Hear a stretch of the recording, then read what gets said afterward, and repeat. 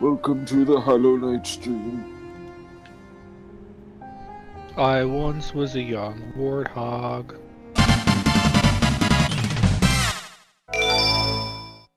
Gaming sucks. Yeah, who the hell plays video games? It's like Yeah. stupid. Well, I've got my good friends Screw here video now. games, screw gamers. Hello, I'm good friend number one. I only play that one baseball game on Game Boy Sam, Color. excuse you. You're just an okay friend. Damn. No, Who that this is though? this is by my standards. I don't care what you think. What standards? So I have. Wait, this is... So why don't we? Since it's gonna be a little while before I get where I think we're gonna be going, why don't we talk about D&D?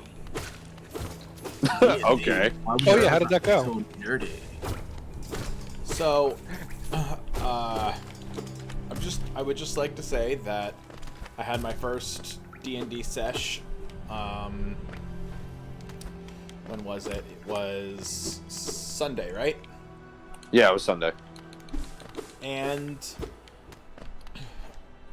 my honest and total impression of the game is it is RPing with a lot of extra steps.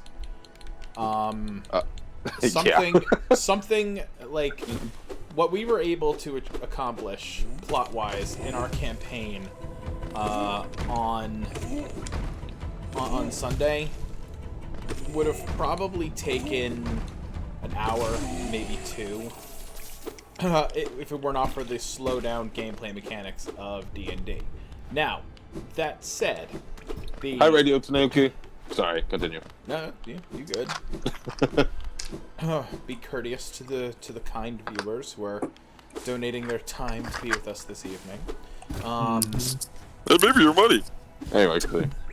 But what was I saying? I was D&D, how much you love it. yes, I do love it. There is something a little bit less controllable about it, which adds an element of surprise to the game that you kind of don't get from just straight up role playing. And I have 14 years experience role playing, so I you know, it was really just kind of making an actual game out of something I'm very used to doing. So it was interesting. Yeah. You know, my party was all really into character, which is really good. It's nice to it's nice to be playing with people who, you know, kind of take the game seriously. Except for one. And who's that? And that was me! Dio! That's you! God damn it! Wow, we have COVID. Thank you. Jesus, Okay. that's like a really and boy, those are some of the hello. messiest sneezes I've heard. Hey, and boy, yo, you guys talking D&D? Yeah, we are. Yeah, you're just in touch. Yes, we're talking about summoning demons because we all know that's what D&D is. It's all about summoning demons and. Wait, it doesn't dumb stand for shit. Dunkin' Donuts? We're talking Dark Souls and Dark Souls right now. I'm in no The Dark man's Souls work. copy is Donuts. coming mid-August. Who's Dunkin' excited? Who's excited for the Dark Souls Brian, stream in a month and a half? Brian, I'm already halfway through New Game Plus, and Amazing. you haven't even gotten the game yet. I thought you were gonna play 2. I am playing too. Wait, so you're playing 2 New Game Plus? I was bored. I was bored last night when I was at Sammy's. So, well, she had like some shit to do. So I was so I started up Dark Souls 1 to do New Game Plus, Oh my and god. I ran through like 6 bosses in 1 hour. You're a monster. Well, the sword I have is like fully upgraded, and it's one of the best in the game. So I'm like running through people. Damn. Dave Ross says, "Wow, a sneeze rival." Oh, hello. Welcome to the stream, Ross. I don't know who you are, but you're more than welcome to stay. Yes. Oh, we stream. I don't even know who you are. I don't know who anybody is. Steven says "roar" means taco and random. Roar means Okay. taco and random. Can I ask an honest question in this chat? Yes. Okay, how do we feel about Taco Bell? I love So, would you like to hear my? Oh, Yes, if this is the story I think it is. Please Yeah. tell Oh, I us. would love to hear a story. This is the story that you think it is. Does this Okay. end with you praying to the porcelain god? No, this was not me praying to a porcelain. Oh, it's far better than that. God. It is my first completely and totally legal weed experience. Oh. I'm obligated to say completely and totally legal because if my FBI agent happens to be listening right now, I don't want to go to jail for the rest of my life. So Wait, what's that? Cancelled. Somebody knocking on the door? Another reason to cancel Anthony. But go ahead. The vegan police. The the vegan police. vegan I'm about police. to take his superpowers away. Oh shit. Wow, what a redundant statement, Brian. But continue. Okay, so you know what? I think it's Green Path that I need to go to. All right, so this is my completely and totally legal weed story. So my brother, was in a place where he could purchase some of that sweet kush legally, and he was at a dispensary. I believe it was in Colorado. I think it was Colorado. It was Colorado. Yeah, probably. Um, Sounds like they would do that there. Yeah. and you know, state dispensary, everything's legal, everything's safe. I'm assuming. And Plot twist. Anthony actually died. you're I'm a ghost. that's right. You're hearing the ghost of Anthony. He was Sweet. killed. He was killed He's just by a the figment devil. of our imagination. And it What a doesn't tweet. exist. I was killed by the devil's lettuce. Oh, this is new. Hi guys, enjoying the bath? We got room for one more in this little bath. Is that me? Is that me and you? Anyways, go on about your little adventure with that wacky tobacco. So, I have really bad asthma, therefore I cannot smoke weed every day like many hardcore gangster rappers hath advised it mid me. So, he brought back to a place where I happened to be at the time that was totally legal to consume it in. And just like that, the two guys enjoying the bath are gone. He brought back 2 cookies for me. No, wait, excuse me, 3 cookies. Each 10 milligrams each. I have no idea what this means in weed terms, but I'm going to assume it means high potency because everyone was saying, Anthony, when you go to eat that cookie, eat half the cookie. Do not eat the whole cookie. Put the cookie down. So, needless to say, I ate the entire cookie on an empty stomach, right? Hell yeah. I went the entire day without eating. And when I got to the point where I was going to consume it, I made sure that it was a weekend because these are edibles, and I was cautioned that you could be high for days if you have a really slow metabolism. So, I ate the cookie on an empty stomach because, you know, figured I'd get the full effect that way. I'm watching TV, and then suddenly, I felt like my vision was blurring. Like, I was seeing, like, steam. Not steam, like, you know like when something's really hot and it kind of, like, blurs the Yeah. the way things look. Like So- every time I look at Sam. Yeah, exactly. Every time you look at Sam. So, It's like a John Hughes movie. Anyway, go ahead. I need to be going to Green Path. Why am I here? It's because I'm great at talking and doing things at the same time. Anyway, so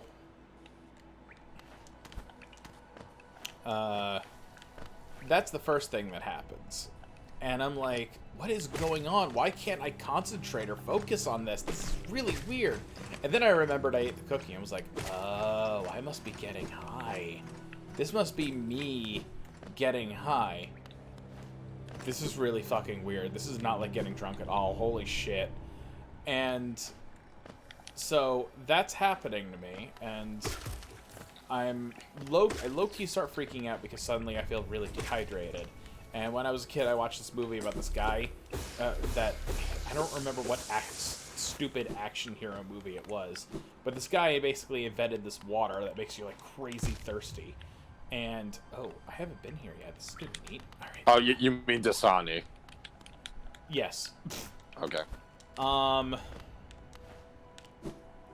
Nice. And what happened is like he gives this guy this water and he ends up like dehydrating and like shriveling up and dying right then and there. I don't remember what action movie this was, but it was just, you know, a dumb action movie. Anyway, so I was afraid that was happening to me and I had been poisoned and that my little brother was actually trying to kill me. And that's when that's when I realized the paranoia was here. So I called my sister, who is a regular connoisseur of these Cookies. products. And I told her what was going on, what I was feeling, and she just starts laughing at me, telling me, "Yes, Anthony, you're fine. It's cotton mouth. It's a normal thing that happens." And that's when the cravings hit. That was when I suddenly had an insatiable desire To kill. No. Oh. I was going to say for Taco Bell. Oh, okay. Same thing. Yeah. As far as my intestines were concerned, it was the same thing. Now, I haven't eaten or touched or even thought about Taco Bell in years. Like, we're talking close to maybe a decade since the last time I ate Taco Bell. And I have no idea why I wanted it so badly, but I call up my buddy Mike, and I tell him what I... Oh, hold on a second. We got a boss fight. This story will resume after I promptly die. Probably gonna die. Definitely probably gonna die. Die? Yep, I'm very dead. Okay. Alright, well, at least I know where to go. It's not too far from here. Press that for Anthony. Steven said I'm calling the fucking cops. And boy hates this boss. So, where was I? Right. So, there I am, like, high as balls. And actually, yeah. Steven, I ended up getting on chat with, like, Steven and Lainey, because they wanted to talk to me when it happened, and I promised them I would. And, like, it took them a while to realize what was up with me, because I was really, well, I was high. I was just giggling and everything. It was a very elated feeling. It was interesting. I wouldn't say it's something I would recommend to everybody, but I suddenly my body, like there were joints in my body that were like kind of getting sore. And when I explained that to my sister, she said, "Oh, that's, you know, you're easing up. It's your body letting go of tension, and that's why it's like suddenly sore." And I was like, "Huh, no shit." And yeah, and like, oh right. So I forgot I was getting to this part of the story. So that's when the cravings for Taco Bell started, and I call Mike, and I tell him what's going on, and he just starts laughing. It's like 10:30 at night, and he's just getting off work, and I told him, "I need you to drive 40 minutes from where you live." No, maybe I think it's actually longer from where he lives. I was gonna say, yeah. Yeah. I need you to drive all the way over here. Bring me the following Taco Bell order. I'm high as shit and I need this. And he was in hysterics. Under normal circumstances, he absolutely would not have done that. But given the circumstances, he shows up to my place with, and I didn't count how much it would all cost when I was ordering it, but apparently I bought like $36 worth of Taco Bell Jeez. just for Wow. myself. That's amazing. And yeah, like we sat there and we just fucking ate Taco Bell. Like I gave him some of the stuff, but I ate the vast majority of it. It was bad. It was really bad. because by the time he got there, he got to me, it was like midnight. And yeah, the stuff kind of wore. What is going on with this controller? It's like it's. Maybe it's the weed, Anthony. Yeah, it's the devil's lettuce, alright. He's still high. Man, that story made me crave some weed. Am I right? Well, we're gonna be here a while, ladies and gentlemen. I'm getting that feeling. It's just dehydration. It's okay. Why are you doing that? Why am I doing that? Sorry, I'm talking to the many men trying to stab me in this game. Why are you stabbing me? You are stabbing. Wait, are you stabbing? Step. You are stabbing. Oh man. Things we wish we could say on stream for 500, Alex. Things we wish we could say on stream. I swear to you, they put some kind of drug or some shit in Taco Bell because, like, my little brother would, like, regularly consume it, and when he came to visit, like, if I knew he was coming, I'd be like, listen, I need a favor. I'm not proud to ask you this, but can you bring Taco Bell when you come over? I have this weird craving for it, and, like, you know, I'm constantly preaching about how I will not eat fast food or anything like that, but I don't know why, but I'm craving it, and I really want it. I love Taco Bell. Yeah. It's my wife's favorite too. I mean, once in a while we'll just order like $30 worth of Taco Bell for the two of us and eat till we're sick. It's just so good. I feel so guilty about it, though. I mean, I'm not a huge fan of them. Their quality's gone way down. At least like the ones near me. There's a time One where by me has been pretty consistently there good. was a time where they were better, I think, but like the last few times I've had them, I haven't really been impressed at all. I am very upset though because they removed my favorite menu item, and you can still kind of make it if you like remove and add ingredients to another item, but it was sublime. I mean, to be fair, The Justin, beefy potato burrito. Oh, dude, that was like, okay, so the reason I asked that question is because that's like a place where I can only eat it like once a year. Once a year? Yeah, well, I'm like Anthony. I don't, when I was younger, I really enjoyed fast food, but now like the thought of it is a little sickening. Like it's a treat, you know what I'm saying? So I wouldn't even call it that. I'd call it punishment. the half, yeah, I guess the half-pound cheesy potato burrito was like an item I discovered, and I was like, holy shit, these plebs can choke on their Crunchwrap Supreme. I just want this. But then, yeah, then I saw it wasn't on the menu anymore. Yeah, like, you can kind of like fudge it a little bit. Like you can get a different burrito and then pay extra and sub something for potatoes. Like you can kind of make it, but it's just stupid that it's not on the menu anymore. Yeah, but with that being said, What is your pattern? Do you even have a pattern? I don't like. And I don't know, literally, I'm using the wireless function on my controller right now. I guess And my it just question fucking is, what do you walked to the boss on its own. I swear what do you to consider God. fast food? So would a place like Chick-fil-A Hang be on a fast food second. as well? what do I would consider say fast yeah. food?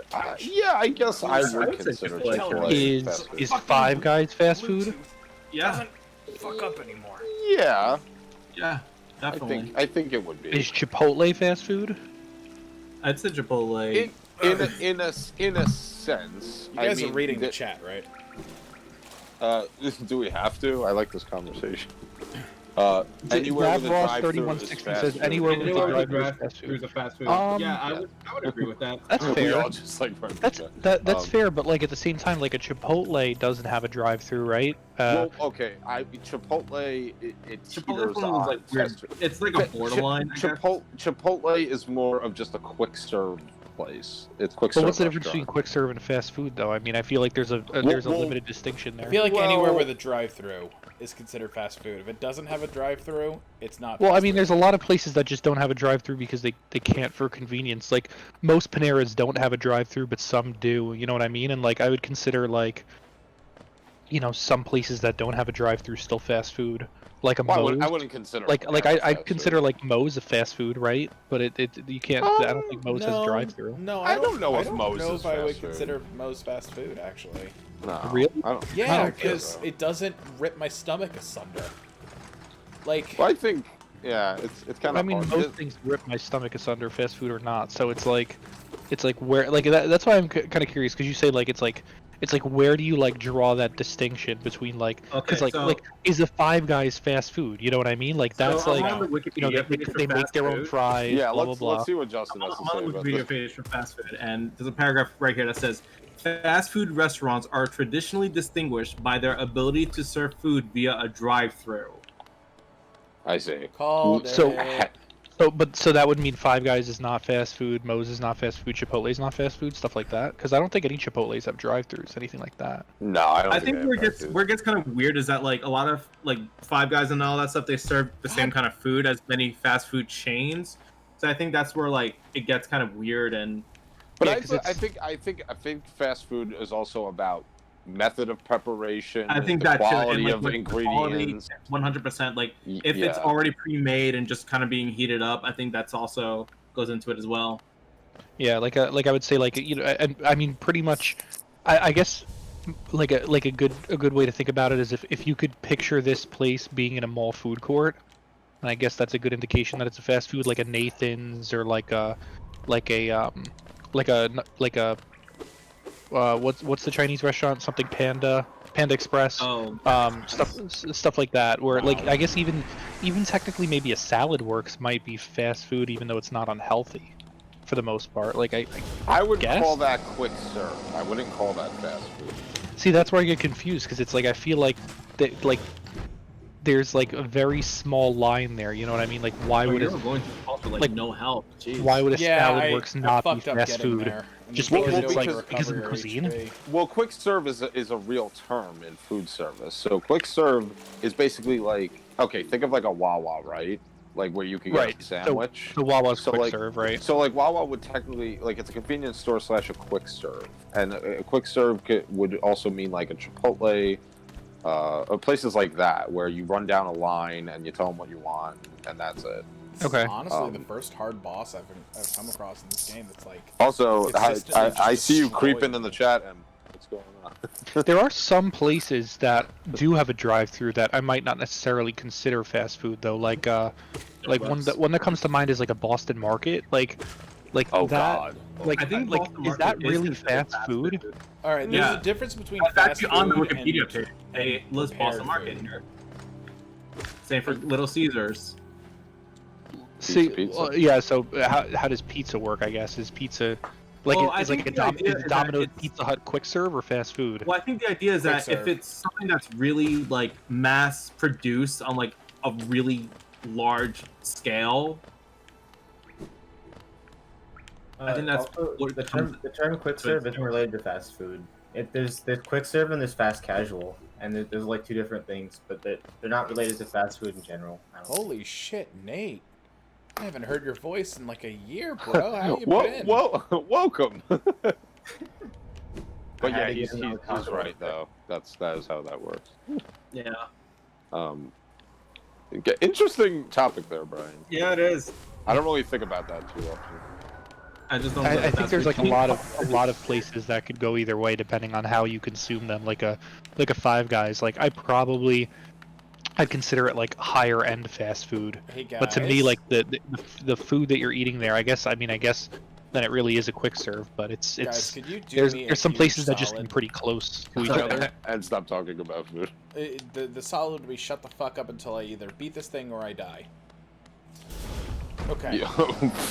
Welcome And to the you most have to- boring You stream have to wait for him ever. to claw at you, and then dodge the claw, and then go in for the attack. Like wait for the claw and then hit him. So while we're on the topic of like fast food and all that shit, what's your favorite place to get a burger?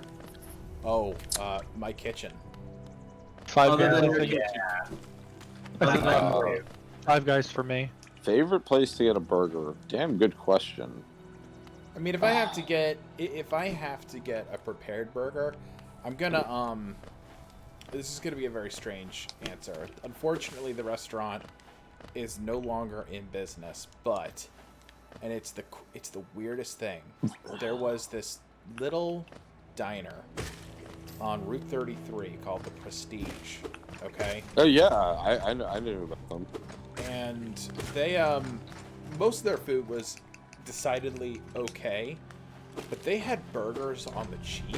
Like they were not expensive, but they were just so fucking good.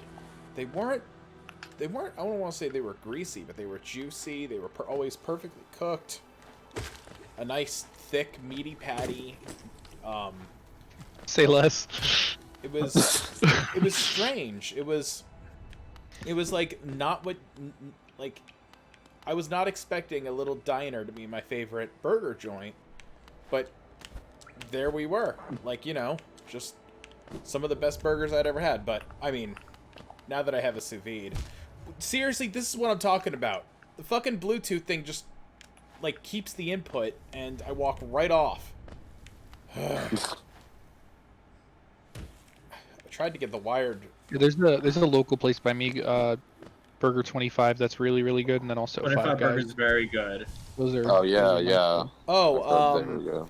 there's a lovely place in Jamesburg called Bovine Burgers. It's a little mom and pop shop that they serve like really delicious burgers. If you ever find yourself in Jamesburg, they're like they're within walking distance from Mendoker's if you've ever had Mendoker's. Oh yeah, classic bakery. I like Fuddruckers. That's up north. Oh yeah. Wow, I haven't been to a Fuddruckers in like 15 years. I wish there were more of them. Fuddruckers is pretty good. Fat Burger is also really good, but there aren't many of those either. They're more in the south, right? Well, they used to have one in New York City near my old office, and then that Stop, closed. fucking piece of shit. I would say in different levels, this is how I would list the burger. If we're talking just fast food, I'm going with Wendy's. If we're talking fast casual, I'd go Five Guys. If we're talking like pub, that fucking place, Justin, that Phil took us to, the Copper That Moose, place was good. was Yeah. one of the best burgers I've had in my entire life. That place was that was- really good. That was bonkers. What in upstate New York, by where he lives? Yeah. That was So up in that Utica, was right? no, that was like in Oh, Little no, Falls. not Utica. No, it's an Albany restaurant.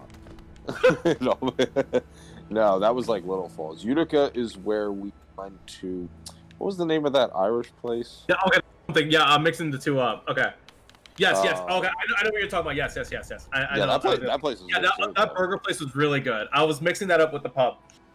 All right. I'm Yeah, gonna try that plugging pla- my controller in because it's Both the really places are equally good. Yeah. Definitely, like that place, I need to go back there. That was Okay, definitely that one of the seems best to work. burgers ever.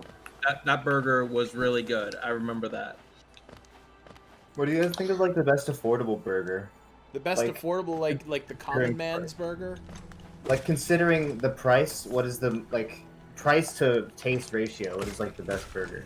That went to the burger at the Prestige Diner because they were cheap and they were outstanding delicious. But I recently discovered that they're no longer in business. So if I have to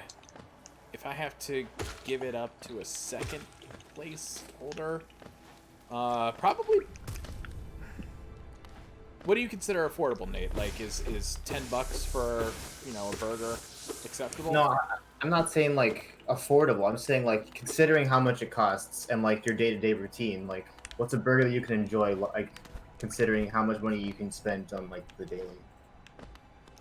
I guess for me it would be 25 Burger. Although they renamed themselves to the Burger Shop near me. They're pretty good. They're not that much more expensive than McDonald's. Honestly, actually, this is one of the reasons why I don't go to McDonald's that often, or Wendy's for that matter. Is that like their burgers have just gotten a lot more expensive in recent years, and I feel like I could spend maybe $1 or $2 more and go to a much better burger place. See, that's the Yeah. thing. A big misconception is that fast food is cheap, and also stop talking. It's not. Well, I mean, it's cheap in some sense. Like it saves you time, and time is money sometimes. It also depends on what you're ordering. Like if you order off like the dollar Yeah. or the value menu, you can get a lot of food for pretty cheap. Yeah, like McDonald's is cheap. But, Yeah, I can get a lot of McChickens for a little bit of money, Yeah. you know. With that $5 pizza from Little Caesars, like even if it sucks, that's like a huge ass pizza. You can get like a million chicken nuggets from Burger King for like a few dollars. Yeah, that's true. Best affordable burger, probably that place, Burger Bros. Also, Burger that's Bros? like I've actually always wanted to check them out. it's I always it's feel like that. yeah, it's pretty affordable. It's better than fast food, and I feel like the quality of burger is great, and also like the customization is good. So, like, they try I to do... did it! I fucking did Yo, it! that was a really good dodge, though. Holy crap! Oh wow! Did you see that part where you just like slightly avoided it? That was. Oh yeah. Oh yeah, no, I Yeah. saw it. Believe me. Really good dodge. The butt cheeks are clenched. Oh, and I got Ant's an playing a extra- game! Yay! Oh yeah! Oh, you got a piece of heart. I got a not a piece of heart, like a full-on heart container. A full-on hard on. Full on hard on. Full-on a heart on. I remember the people who made Celeste were really like good. Like they were really like cool. I wouldn't be surprised. They're all my uncle. I really want to play Curse of the Moon too, and I actually really Yeah. want to replay the first Curse of the Moon. That's a really great game. Now, here's the real question, Justin. How many endings did you get on Curse of the Moon? I've actually only got one ending. That's why I want to return to it because I want to try the other routes. Bruh, there's one route that is just absurdly, like, just crazy, but it's so much fun. Yeah. It's the Curse of the Moon genocide route, where you Because you kill I didn't know you could do that. Yeah, like, I had to played it and, Google like, that. Yeah, I didn't know you could do that until later. Until people were saying, "Oh no, you can kill them, or you can just walk past them." I was like, "Wait, what?" Oh yeah, I think it was when you just walk past them, actually, that was the hardest route. Because you don't get their ability. You don't get their ability. Yeah, When you kill them, you still get their ability, and then you Right. just make Zangetsu like really powerful. But Yeah, that mode is really, really fun. But when you just walk past them, and you go through the game with just Zangetsu, that shit is hard. That shit is really hard. And like, here's the thing. I see the trailers for the second game, right? But the way the first game ends, it looks like he's waking up in the opening of Mega Man 2. it is cool that you can play as Dominique.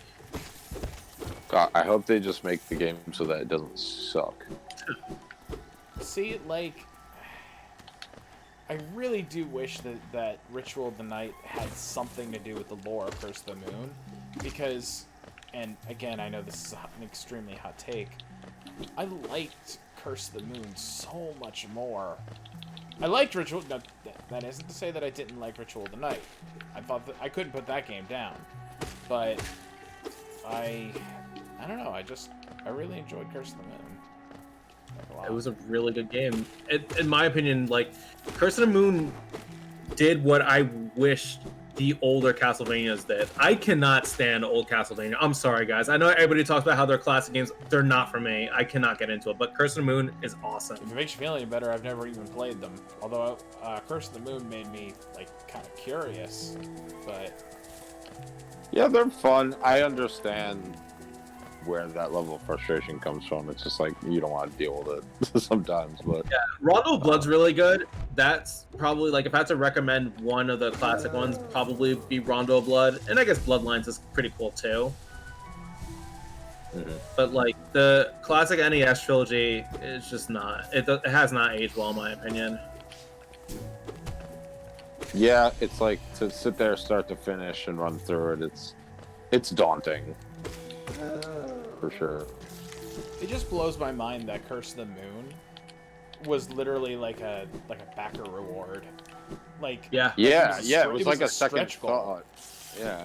It And, was like- just like, oh yeah, we'll just do it, I guess. and like the irony in it that the stretch goal game turned out to be better than the main project. It was But that's also because they had Inti creates, and those dudes are fucking masters at 2D. So this is definitely uncharted territory. I have not been here yet. And what are you? Thorns of Agony. Shiny. What to do? Oh, I have to... Inti creates is a good developer. I think love all I that. think they hurt the enemies when they hurt you, but I'm not sure. They sure are good, Justin. Yeah, Gunvolt was awesome. Blaster Master, which I'm waiting for the physical to come out. That looks really good. Did you get Galgun LRG? is Gal. What was that? Did you get Blaster Master from LRG? Yeah, I did. See, I got the dual pack. I almost bought that, but like I was like, all right, I have no nostalgia for Blaster Master. I know nothing of these games.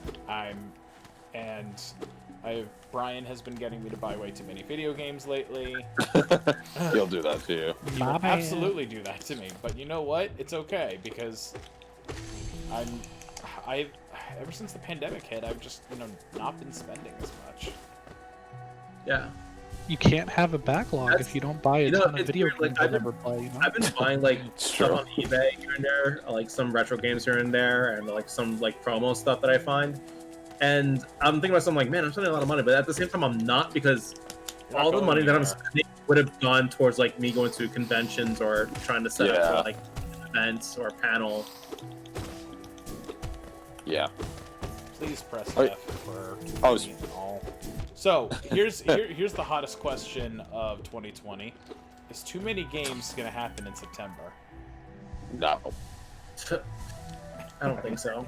No. How? And if it how, does, I'm probably not how? going. Yeah, No, well, yeah, if it does, I'm 100% definitely not going. Yeah, no, they can't do it. Yeah, they just I'm honestly surprised they delayed it and didn't just cancel it outright. But they haven't made any announcements concerning the con since then. Well, because they're gonna wait. They're gonna try their damnedest to do it, and then at the last second, they're gonna have to just cancel it. Yeah, they're gonna probably wait till the last second until they can get refunded for the venue at the very least. Well, yeah, for that's a insurance big thing to reasons. consider. Yeah. Yeah, for insurance reasons, if you cancel your event, that's on you. But if you cancel because the government made you cancel, then that's a different story, and then the insurance Yes. will refund you. Exactly. Like, it has the circumstances of cancellation have to be out of your control. But still, it's a really ugly situation because obviously I get the feeling that as much as the con wants to go on, the staff knows that it's just not safe. Mm-hmm. But they can't cancel because it'll cost them too much. Press F for 2020. Yeah. Pretty much. No, it's true, and it's really sad because they want to keep it going to give the fans something to look forward to, but it's just like, you can't. You Yeah. can't take that risk. It's crushing because that, for me, that's my favorite con. Like, I've been able to cross so much shit off of my bucket list because of that convention alone. Like, I know y'all get excited about MagFest every year, but like, I guess you would say that TMG is to me what MagFest is to you guys. Damn. Okay, fair enough. TMG's good. I actually really Yeah. enjoy it. Yeah, me too. Nothing bad ever happens at that con. Yeah. I would say so far that has been true. Yeah, I've had pretty good experience at TMG. Well, except that one time. You know, What Justin, happened? You know, we don't talk about it. No, it was a really solid con, we'll say.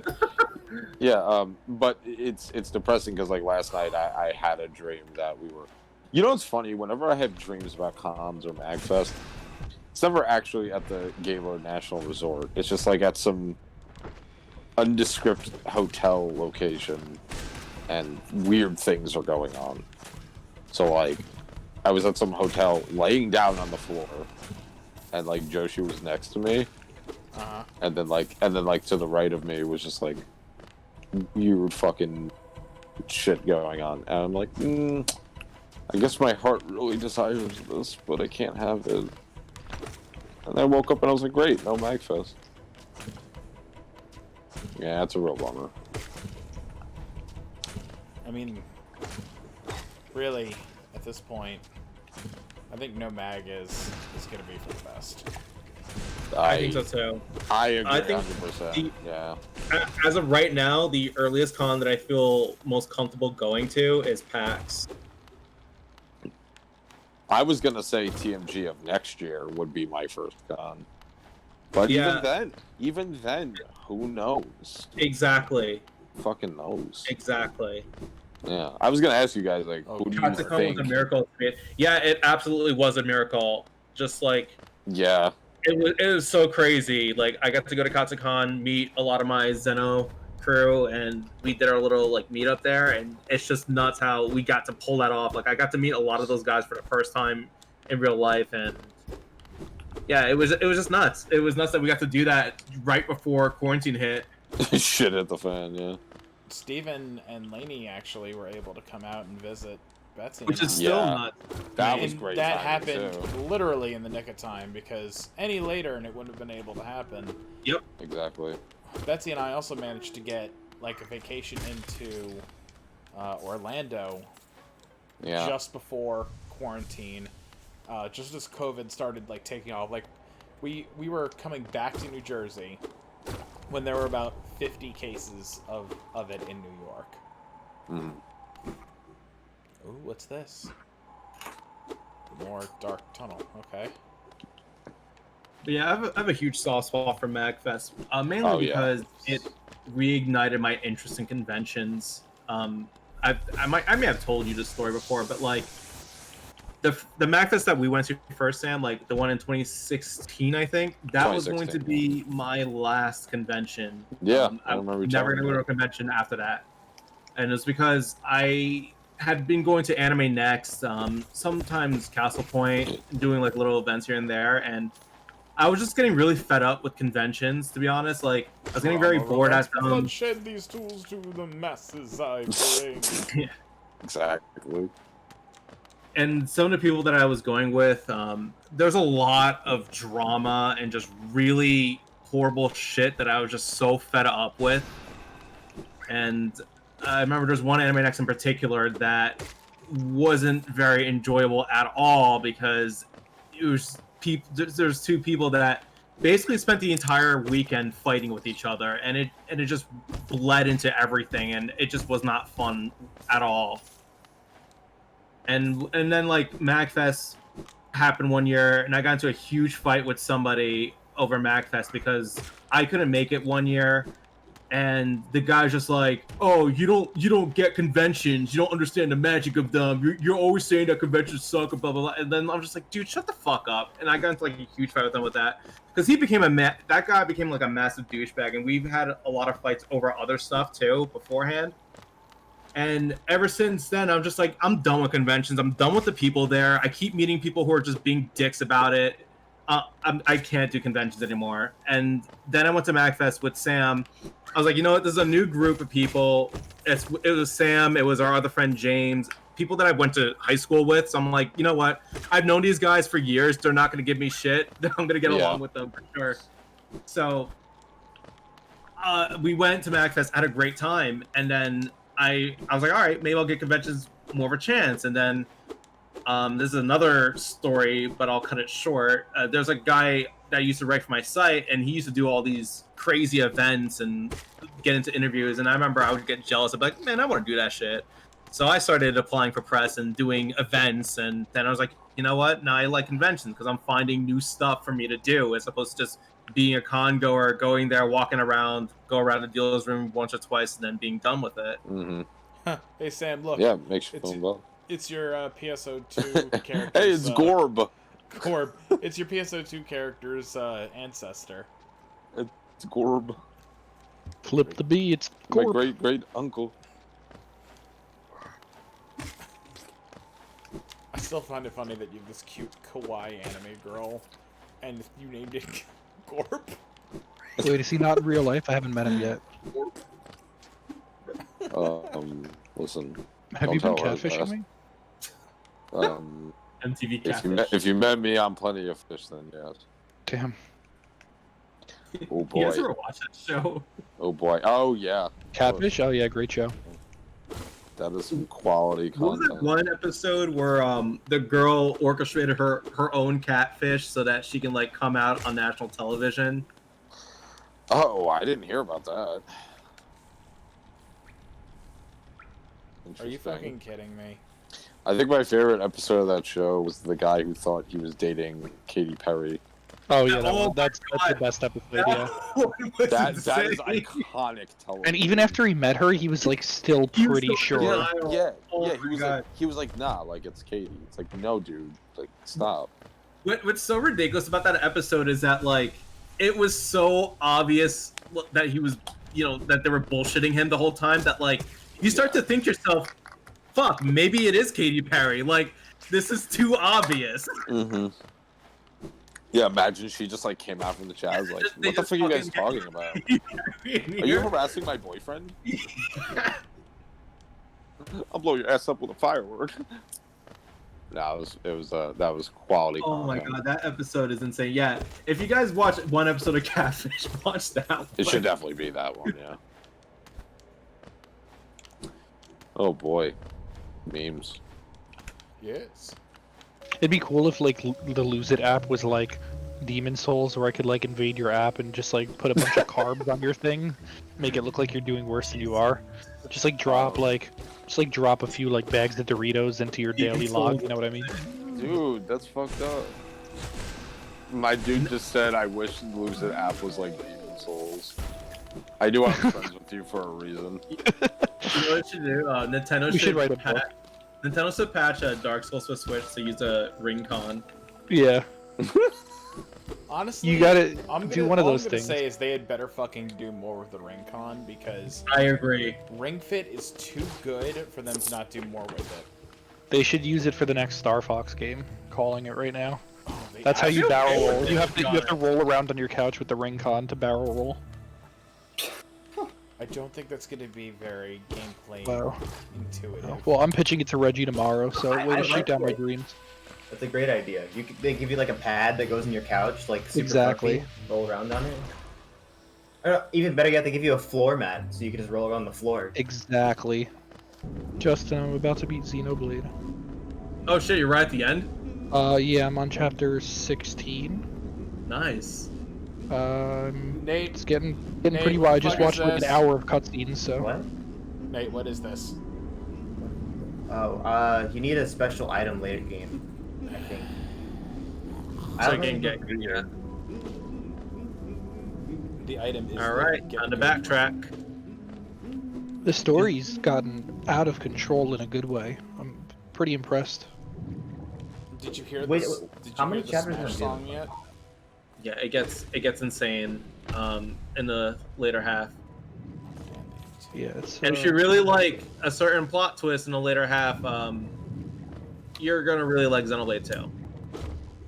I'll have to give it another shot. I mean, I couldn't really get into it, and when I enjoyed watching you play it at my house, but I mean this one I couldn't stop playing. I don't really know why. So You know maybe what- maybe now that I have the combat down. You know what game But- you absolutely need to give another shot, and don't let Justin's obsession with panty shots ruin for you. You already know what game I'm talking about because I just I said know that. what game you're talking about, and the Garfield Racing. Garfield. Garfield Racing? No, it's he's talking about Nier Automata. Yeah. We played it for a little bit. Yeah. Yeah, we played it for a little bit. I have to play it more. I remember Justin, you were like, "Look what I can do!" the first time you picked up the controller. I mean that's basically our friendship in a nutshell. Yeah. I know one of my very first memories of hanging out with Brian was he had a Smash on the N64, and I was just like, "Yo, guys, check this out! If you play as Pikachu and then you shock Samus and press start really quick, you can see her naked." Yep, I remember that. Justin comes in with the Game Shark codes immediately. Oh my god! Rev up those dicks. I have a really inspired question for you guys across Sure. media, and I I'm think up this is for gonna, I think this is gonna spark a debate. I think this is a good topic to talk about while Anthony plays this game. Okay. So Okay. prepare yourselves. I think people are either going to be a little indifferent or have very strong opinions about this, right? And this is not Okay. this is not a jokey question. This is actually a serious question. Okay. Okay. So across media, you know, TV shows, video games, movies, right? If a person commits the ultimate sin of murder, Mhm. is there a way for them to be redeemed? This is surprisingly I- difficult. The short answer is no. The long answer is that Are you talking about in terms of movie, mate? Like in terms of like the actual plot of a movie? I'm talking. So I'm talking.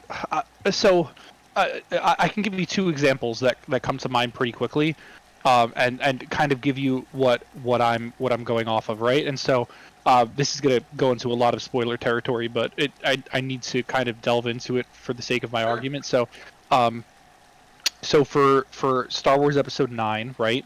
I don't know if anybody has everybody seen it, or does anybody care if I talk about the end of it? Oh, you're going with Kylo Ren, right? Like, So I'm going with one of the examples I'm using is Kylo Ren Ben Solo, right? So obviously he turns into, you know, he removes the Kylo Ren portion of himself and turns into Ben Solo at the end and sacrifices himself. And you know, I think that it would have been a bolder storytelling choice if he didn't, you know, die or become one with the Force. I think that, you know, if he could have gone on and to try to atone for his mistakes versus just immediately dying, I thought that would have been a cool way to end the story. And kind of, I think J.J. Abrams, by doing what he did, is, you know, not only kind of copying Return of the Jedi a little bit with Vader, but in a sense going that in Star Wars lore, you know, if you commit murder, the only way to truly redeem yourself is to, you know, an act of selflessness and then to die immediately. You know what I mean? Just like Vader, you know, he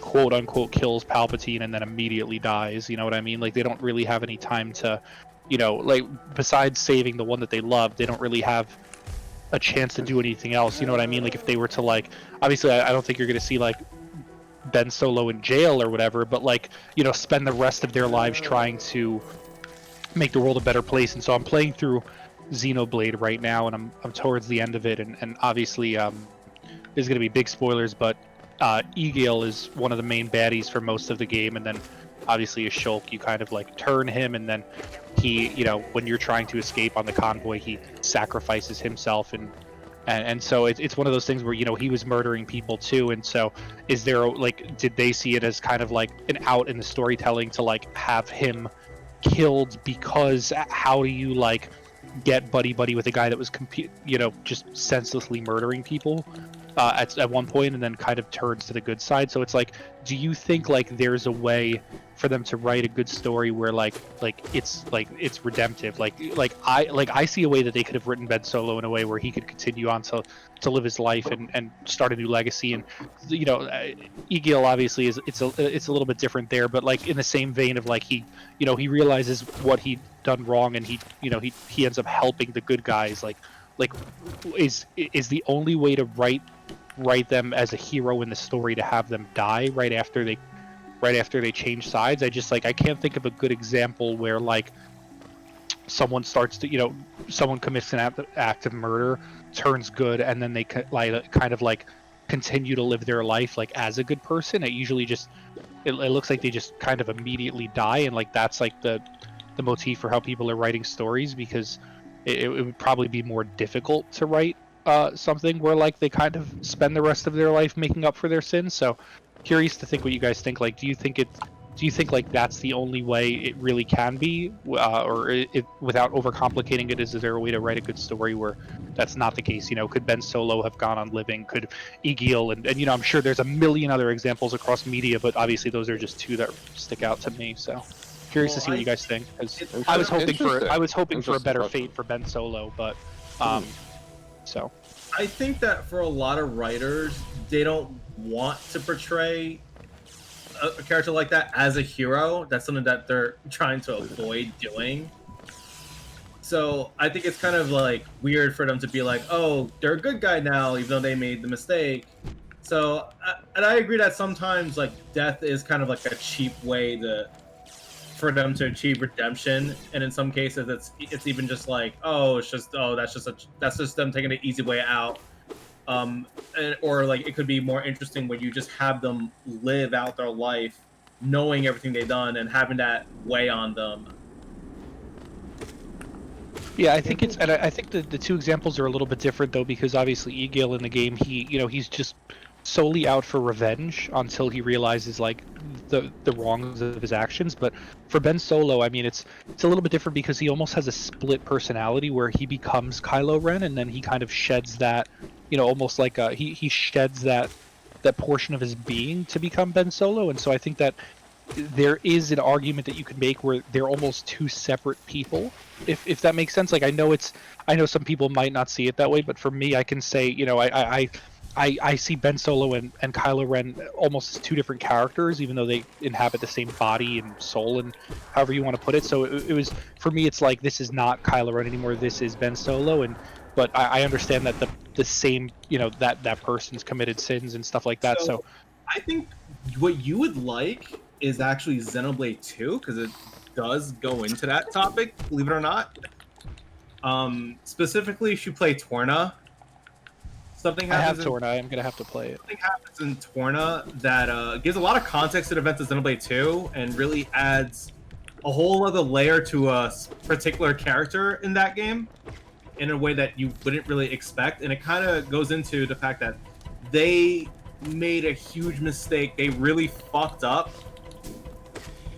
And it ended up killing somebody, and they basically had to go through all of Xenoblade 2 with that weight on their shoulder. Interesting. Was it a purposeful kill? Like it wasn't an accident? No, it was all an accident. But... An accident. Wow. Well, that's different though, because I think like if there's intention behind it, it's different. What you're talking about is like, it's like a tragic villain, right? Like it's someone who like they do stuff because of like a tragedy that happened to them. Like, right. Exactly.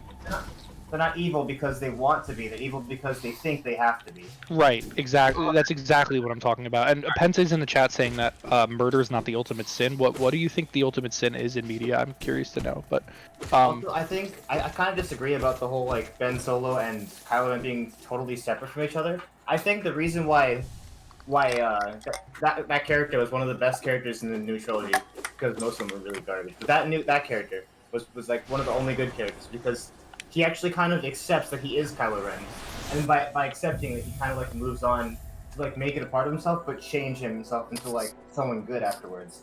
I don't think he like really becomes Kylo Ren when he kills his father. That was like the thing that was standing in his way, but at the same time, he was manipulated his entire life with the voices of Palpatine, Snoke, and Vader in his head. All coming from Palpatine, so he was almost under. You could make the argument that he was almost under a mind control, like his entire life he was being manipulated. So it's like, where does, Kylo Ren and Ben Solo, like where do they start and end? What you're talking about, like I think you said that they always go with death, right? So like a character who's like this villain, he does these terrible things. He does a really great thing. He's like he sacrifices himself for the greater good. I think the only way they could really like make a character like change and become like not evil from like doing all that murder and stuff would be like to show like that they understand what they did and to move on with it and stuff like that and really accept it. It'd be really hard to portray it because movies are so limited. I think it's show like what they have in episodes. You were to interpret. I think I think Nier Automata kind of does that. I know there's an example in anime I've watched, but like I can't think of it. There's probably plenty of examples in the anime. Penta in the chat said that coupons that expire in 15 minutes is the ultimate sin, not murder. I can see why Penta would say that. That's actually a really great. I mean, it's not a bad take. It's a hot take, but it's not a bad take. You're not wrong, though. But yeah, I just like. I'm a huge Star Wars fan, and I have a perfect example. Have you ever seen Assassination Classroom? I haven't, no. Okay, Fantastic if you want, Assassination Classroom is exactly what you're talking about. They take a character who has, I can't even say what they do, okay, because it'll just spoil the show, but it's exactly what you're talking about. Like, Brian, you absolutely should watch that show. Yeah, Okay. assassination classroom is totally what you're talking about in terms of not being lazy about that kind of thing. Yeah. And I think you should totally watch it if you want. And to watch I it. get what you're saying too, because it's like, you know, in a movie you have a limited runtime, and to flesh that out, you know, I get that it would have been kind of jarring if like she comes back to base with Ben Solo, and they're like, hey, isn't this the guy that we've been fighting for 3 movies that murdered a bunch of people? And she's like, yeah, but he saved my life. And it's like, oh, all is forgiven. Like I get there's that side of the fandom, right? But at the same time, you know, I feel like you could have alluded to the fact that he would live out the rest of his life trying to atone for his sins and being a better person. And so I think there's like totally I agree. have a rough time with the ending of that. Like I don't want to like be like mean and say it's lazy and it's rushed and blah blah blah, but you can definitely argue that because of how it ended. And I'm just a huge Star Wars fan, so that one really kind of bothers me. But I'm at the end of Xenoblade right now, and I noticed that, you know, it was cool to see Egil turn back to the good side, and then literally like minutes later he was dead, and like you could even feel it coming. And I kind of knew with the whole Ben Solo thing, like you're writing towards the end of a video game, they might have not known if there was going to be a second one, you know, that's just kind of how they wrote the character. And like, so I'm curious to see what you guys thought. Like, is there like examples immediately you could think of where they do it like the quote unquote the right way, and do you think like there is even a right way to do it, or is the only way to redeem yourself from murder to do like a selfless heroic act in death? So I grew up with a show where they actually did it. I think, It's tricky because it's one of those things where, I mean, you almost have to set those moral boundaries for yourself. And if we're talking about translation, so there's a difference here. Are we talking about like translation to real life morality, or are we speaking generally in like the catharsis of fictional media? I mean, I guess they're one and the Like- same with the person watching that, because everybody has their own beliefs. Like, I guess like for using Star Wars as an example, the fandom would be split. Like, I guess some people would, like, if Ben Solo lived, would have found it acceptable that, you know, that he can kind of go on living his life after, you know, killing all those people. But at the same time, there's people on the other side of the fandom where think it's kind of like a tragedy, and JJ setting a bad precedent for Star Wars, where like the second someone, you know, kind of like tries to redeem themselves, they have to die, like taking after what Darth Vader did. Like, kind of, you know, how The Force Awakens was kind of like, I don't want to say copying A New Hope, but kind of like alluding, you know, it was kind of like cookie cutter. Yeah, where he kind of did the same thing with for Return of the Jedi with Rise of Skywalker. You know, here's Kylo Ren. He turns to the good side at the last second, and then he's dead. So I mean, it's just like, it's one of those things where it still bothers me, and when I think about it, and it was like I want to know like what they could have done better. And I get that this is the end of 9 movies, and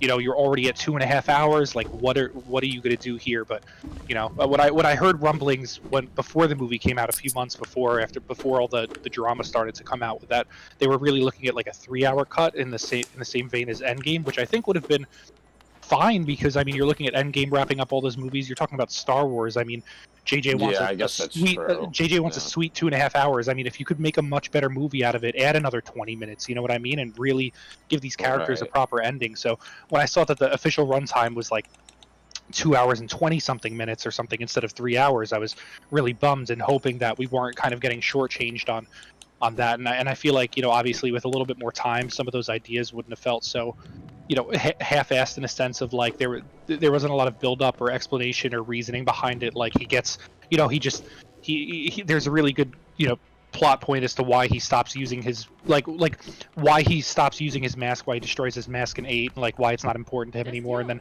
kind of, you know, I don't know if it was more for like, hey, let's sell toys, or, you know, just because I prefer him with the mask, but like people prefer him with the mask, like out of nowhere they just like give him the mask back in 9 for like 10 minutes. It's just, you know what I mean? It's like there's things where like stuff felt so rushed. I know the beginning of the movie there when he's finding the Wayfinder, there was so much cut that that just, I mean, it would have been really interesting to see, that you can kind of see alluded to in the art book. And you know, they're on Mustafar by Vader's castle, and so I mean, the real problem there is just like they rushed the entire trilogy. Like, they also didn't like connect the movies very well. Like, all the build up was the movies weren't rushed per se. They weren't even connected. Yeah, they just weren't connected to each other. I mean, technically the third one was a little rushed, but the first 2 really weren't. The problem, my theory is this: when you are doing a trilogy of movies, all one directly following the events of another, directly following the events of that, and you have 3 different directors that are all very creatively different, you are asking for a shit show. Yeah. You need to have consistent direction, because with Yeah, inconsistent direction, I agree with that. With inconsistent direction, what do you expect? Like, I mean, I could talk Yeah. about Star Wars for a year straight, and I think I not to get too off topic, I totally understand where you're coming from, and I know that the new trilogy is divisive, and I'm one of the people that really loves The Last Jedi, and I know that not everybody shares the same opinion, and blah blah blah blah blah. Not to really go too far down that rabbit hole, but yeah, I mean, not even that it wasn't a singular vision. It was just kind of like, they planned it out. They planned it out that it was going to be 3 different directors. They let go one director. They asked another one back, and then he kind of had a limited time to do it. And he brought on a writer that I don't know if it was the right choice. I mean, the guy just comes back from writing Batman v Superman and Justice League, and you ask him to wrap up 9 Star Wars movies. I don't know if that was the best choice, but all that shit aside, I think that it's just an interesting topic to talk about, because it's like, can you think of a really good way that someone can be redeemed without dying if they commit murder? So that's kind of one thing I was thinking about while playing this, and obviously just thinking about Star Wars all the time. And someone in the chat was saying, I think Penta was talking about Scar was a good example of Scar from. Are you saying Full Metal Alchemist? Oh, I guess that's something else. I was gonna say Scar in Lion King is just straight up evil. So That was pretty clear cut. Yeah. yeah, but I think Radio Tanuki and Penta are talking about something from FMA, which I never finished Full Metal Alchemist. I got like halfway through, so I'm not sure what they're referring to, but that sounds pretty interesting. So If you want yeah, to really get the great story, since I saw somebody mention that in the chat, definitely watch Monster. I'm currently watching that right now, and it's Oh yeah. Mhm. incredible. It's probably one of my favorite anime. It definitely deserves all the praise it gets. It's really good. oh, last time I checked, Monster was still just a manga. When did they make it into an anime? It's been an anime, Oh, I was gonna say. At least and the a dub decade. is awesome. Like one of the best dubs I've ever heard. But yeah, that was my question for you guys, because I still obviously I think about the Star Wars stuff all the time, because I'm obsessed with Star Wars, and then just seeing the So, stuff in In season Xenoblade 2 tonight. of That like would. Okay, so this is probably a stretch, but like, would Link count as that in the Link's Awakening timeline? Well, it's a good question. Link's I mean, Link's character? You're talking. Link you're talking about ever murdering people well, like by, consciously? all right. So here's how Link's Awakening works. Link goes into the end of the game knowing that if he defeats the final boss and wakes up the Windfish, everything that he has known this entire game will cease to exist, and he will be the only thing that's left. Right. So I beat that game on the Switch, but is that technically murder though? I mean, they're real to him. Yeah. Like, But are they not the real same in the sense of thing. actually being real? like, Like there's a difference. Like you could have Even if they like were real, though, it doesn't explore the theme at all. Like your whole theme about like redeeming yourself after murder, it doesn't even go into that. yeah, because he's not redeeming him. He's just making one decision. Right, he's making one He just murders about people. the timeline in general, because like he's obviously still going on an adventure since that timeline, right? Where he's going to be referred to as a hero. Yeah, but I think I'm more like in the sense of like I guess the easiest way would be to put it would be like the Darth Vader of like, he turned evil, murdered all these people, he saves his son at the end, and then immediately dies after he's redeemed. So it's like, was there a good way to write it where like Darth Vader continues to live? You know what I mean? Like, is there I mean, I see it in some cases, I don't see it in some. It's like I guess it's Anakin like was too powerful to have as a protagonist at that point. You see, the thing is that if your protagonist is stronger than all of the available antagonists, then that's gonna make for a pretty boring story. Like, that's one of the reasons why I can't stand Superman, is because no one can touch him unless somebody brings kryptonite to the party. Right. Or another Superman. Or another Superman. oh god. Or Batman screams his mom's name. One Superman movie that was like really controversial because he kills the dude at the end. Oh, that's a Man of Steel. Yeah. He snaps his neck. It was pretty crazy. Honestly, that's my favorite Superman movie. I mean, it's not. I wouldn't say it's a bad movie. I would say it's decent. Well, they gave him an enemy that was on Yeah, I don't think it's a bad movie. I just I don't know. Isn't Superman also weak to gamma rays? I thought that was a thing once. Who knows? Yeah, so I Penta in think the he chat is absorbed- saying, but were those people, where did they come from? Were they real? Real to him only goes as far as him. You can dream a million dreams, but none of them may be real. So I think, the Link's Awakening thing doesn't really fit the I know it doesn't fit. analogy because I mean they're technically not even, they're not real, and he's only making one decision. He's not. It's not. There's no like redemptive arc there. Can't- Like by not choosing to We're trying to say awaken this the for the Windfish, last he's not hour. Be quiet. technically. We're trying to say this for the last hour in this conversation. The only thing I was trying to say was like, I don't know if maybe Link feels remorse for it since then. Again, that's why I said it's a bit of a stretch. It's more of like speculating on the rest of that timeline. What was Anthony trying to say over the last hour? Ken, we're trying to bring up Ken from Digimon. Which one's Ken? He was the he was the Digimon Emperor. Yeah, the Digimon Emperor. Like the entirety of the second half of season 2 is basically his redemption arc. Did he kill anyone? I don't remember. I mean, doing what he did resulted in Digimon either being enslaved and or disintegrated. I forget what the term is when they die. Digivolved? I don't know. Digizolve, digital solvers. But but I mean, like, at the very beginning of season 2, he's a pretty bad dude, like unrepentantly like evil, and does a lot of really shitty things, and he winds up like absolutely essential to the main cast, and like becomes main character number 2. So, like, yes,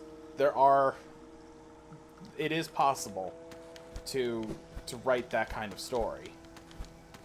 Brian. I think this is more common than you think it is. I think It I is. think It it's is a actually lot much more than you think it common. is. I've seen it a bunch myself in a lot of different things. I think it just requires time and then going into their character and like how they feel, and then once you do that, it's pretty easy to do it. I don't think it's that difficult.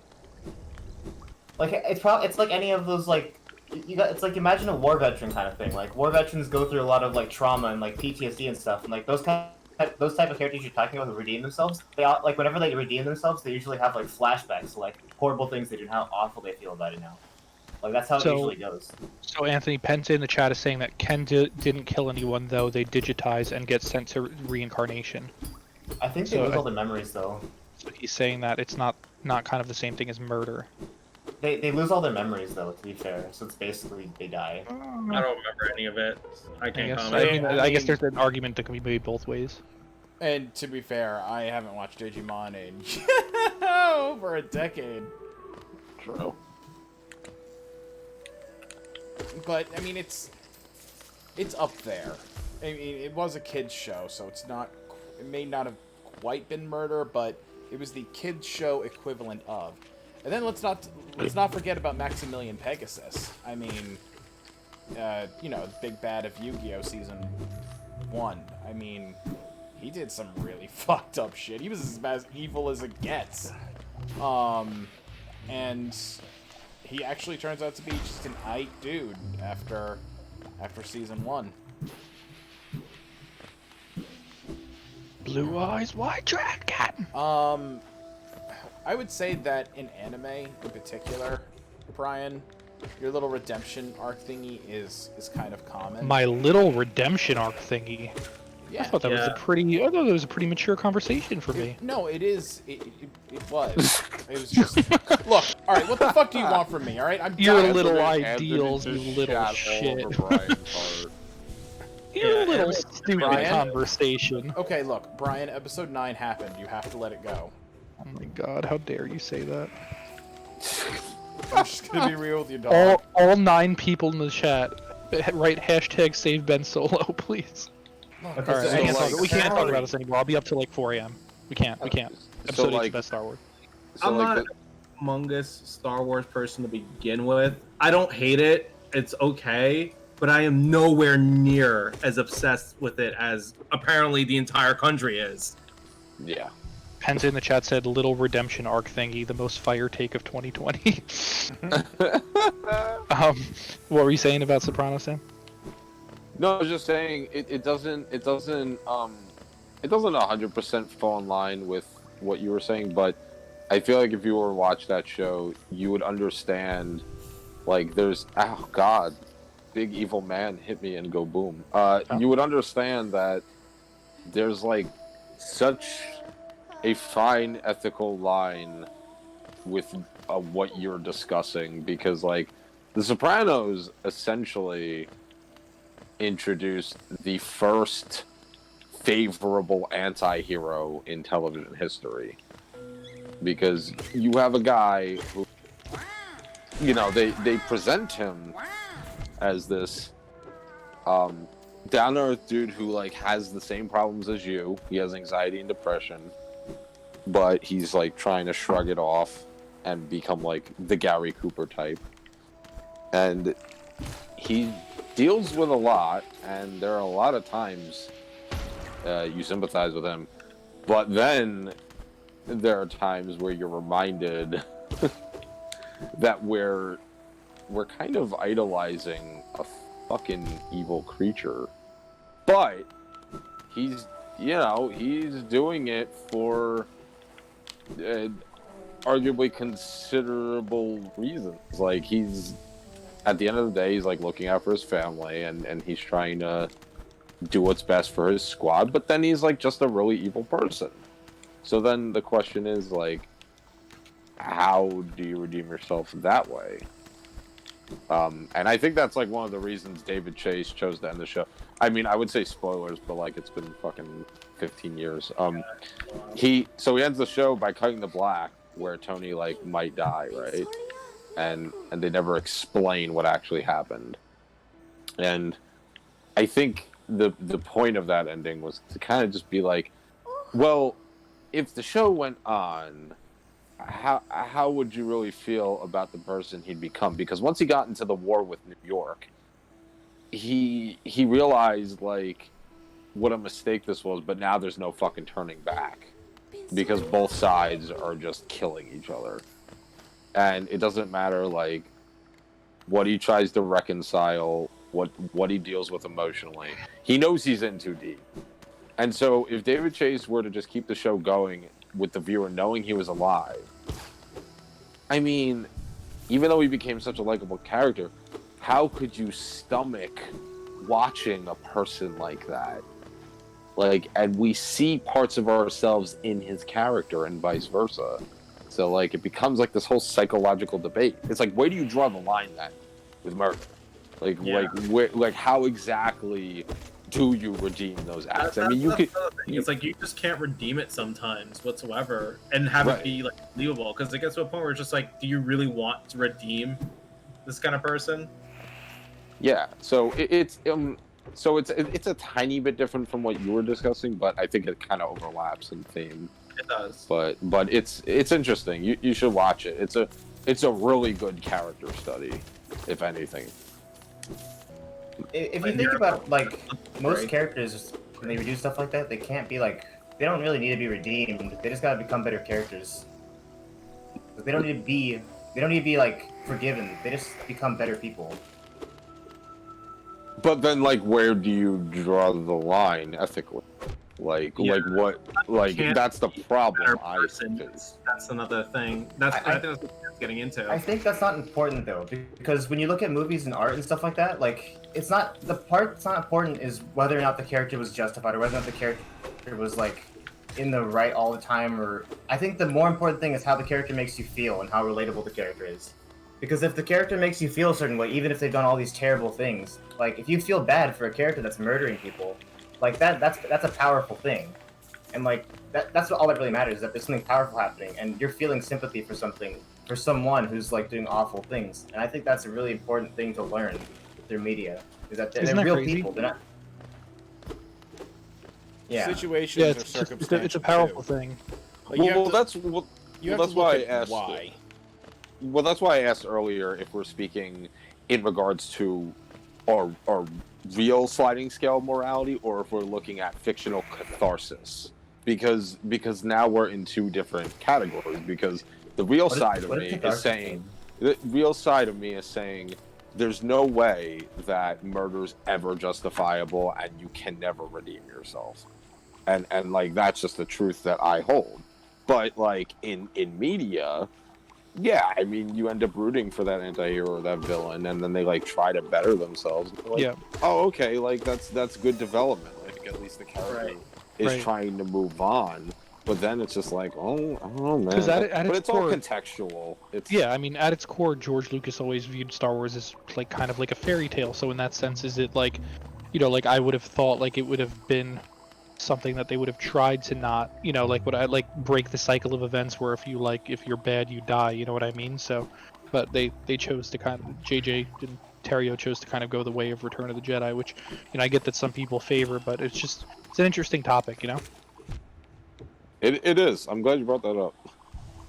That's like everyone's argument about The Last of Us Part 2. Joel's a terrible person, but 90% that loves him. Or as Anthony would call it, a little redemption arc thingy.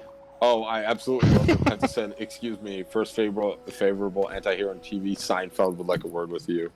Long live Seinfeld. Yeah, like, very true. I don't know. Jerry's just kind of a dick all around, though. Yeah. No, that's a funny point, though. Oh, That Sam, show's also a I'm sitcom, right? I mean,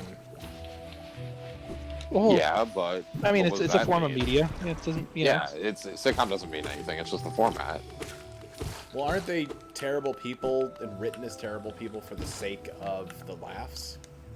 Yeah, but you can't. Yeah, but you can't break the fourth wall and say the writing was the reason they're that way. It's still a story. It's still those characters. You know what I'm saying? Okay. But yeah, I mean, look. But 90% of the time, sitcoms involve people like doing shitty things, but they're not inherently evil people. So I know what you're saying with the sitcom thing. It is different, but laugh track. Can someone insert that? That'd be a good notification sound, right? While Justin is away, I have some breaking news for everyone. I tweeted at Wawa asking them to bring the Gobbler back year-round, and at Jim S60R tweeted back at me, "Go to a real deli." So thank you for your feedback. They must not live in New Jersey. Yeah. Wow, that upset me. I know, me too. Where the fuck did Justin go? I needed him to be here for this. Guys, evil people are still people. They have feelings. Compare Seinfeld to the It's Always Sunny gang. Sunny gang is degenerate. Oh yeah, I mean the Always Sunny gang compared to anyone else are like absolutely evil people. Like they go out of their way to hurt, which is. I don't think they're even being. I don't even think they think they're being malicious, though, which is the funny part. Well, that's That's why the joke. The show is That's why they're able so to likable. work, is because they're like blissfully ignorant of that.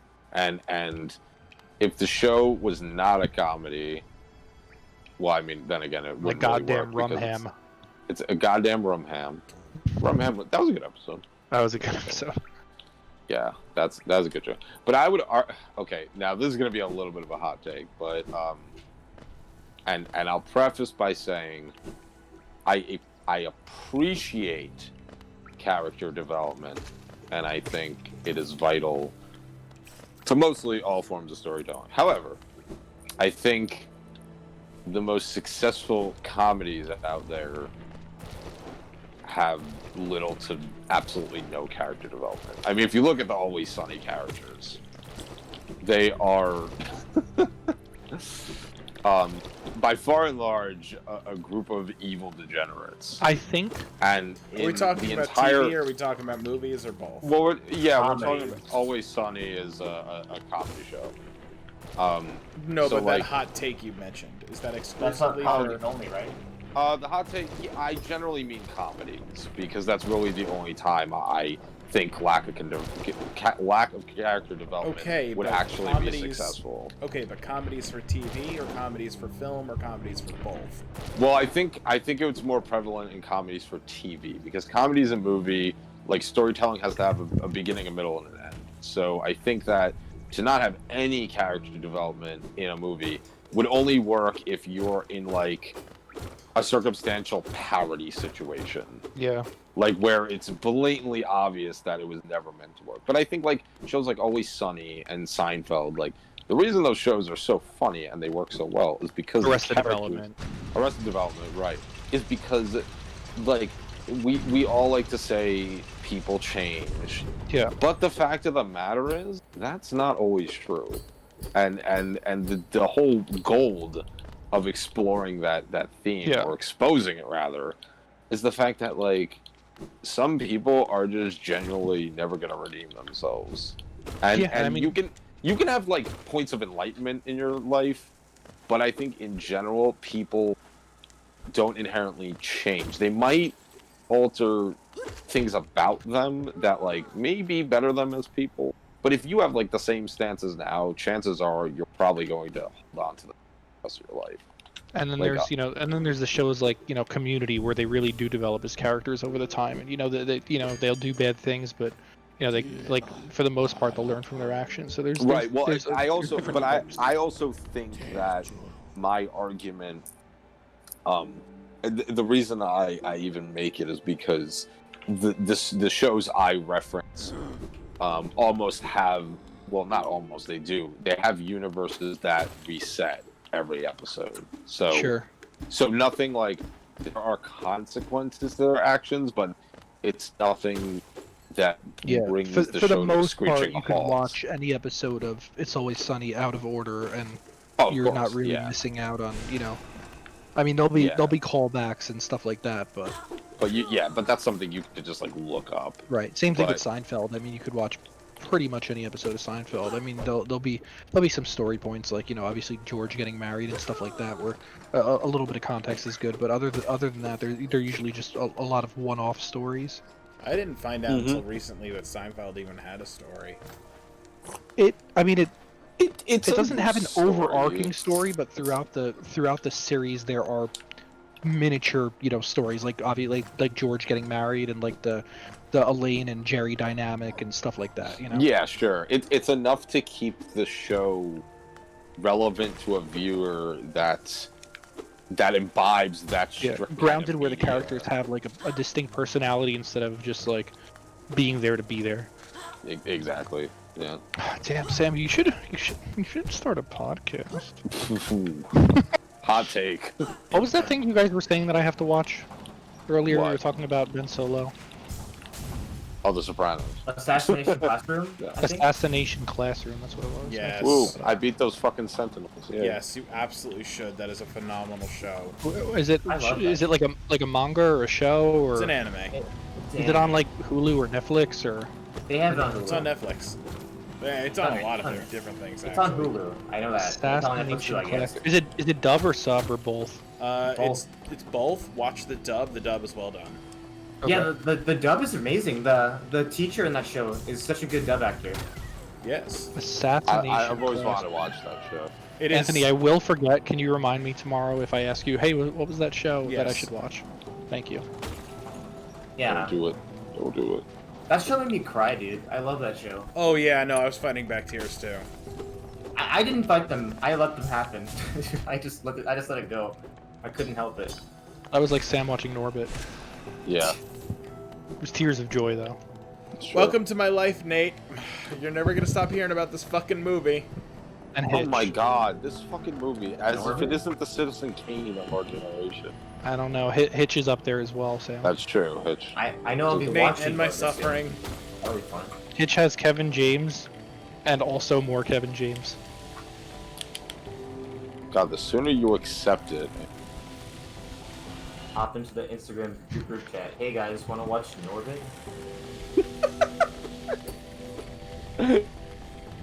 Fucking iconic.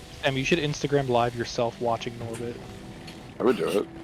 Not even like streaming it, just like your phone camera. Yeah, just like you like observing Norbit eating popcorn, just like, yes, I love this scene. I actually, it's funny you say that, because last year I had an idea, and I might do this for a future April thing for the podcast.